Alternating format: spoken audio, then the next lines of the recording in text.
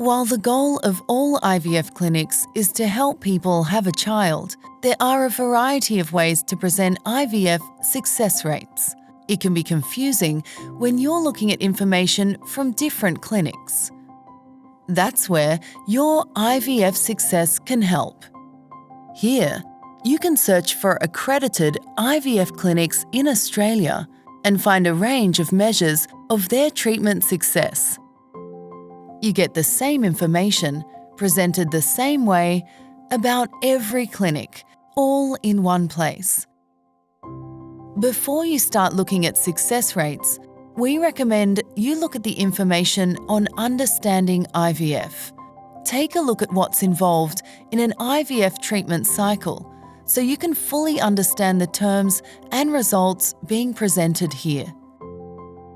Then, on our Find a Clinic page, we provide a profile of each clinic's services and the types of women they care for.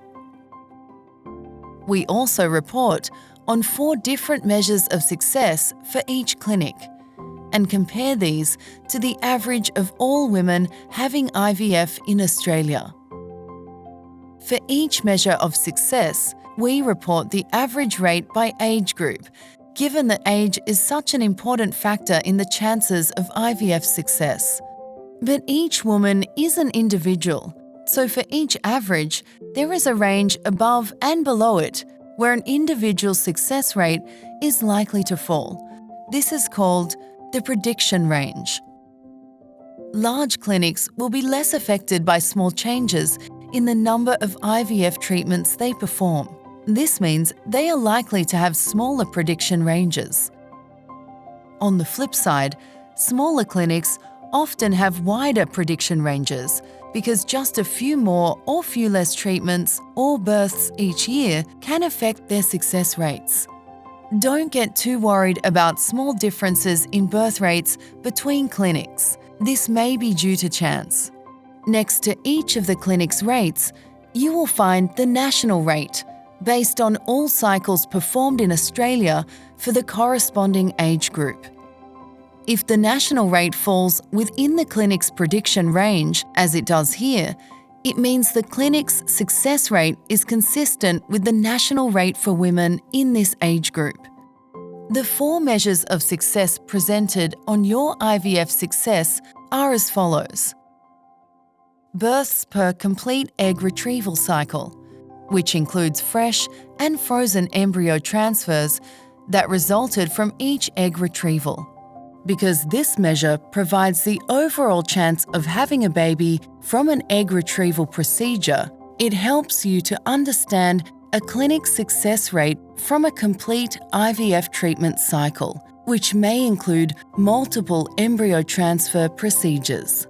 Births per complete egg retrieval cycle for women having their first ever egg retrieval is the same as measure 1, but only applies to women undergoing their first ever IVF treatment. This measure would be most important to you if you are new to IVF. Births per individual treatment attempt shows the chance of a live birth from each fresh or frozen embryo transfer cycle. This rate gives you a good overall indication of the success rate from each intended embryo transfer procedure performed in this clinic. Births per embryo that is transferred tells you how likely it is that each embryo that is transferred will end up as a birth.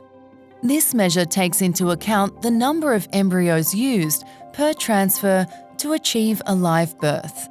So if 2 embryos are transferred at once, whether 1 or 2 babies are born, it is only counted as 1 live birth.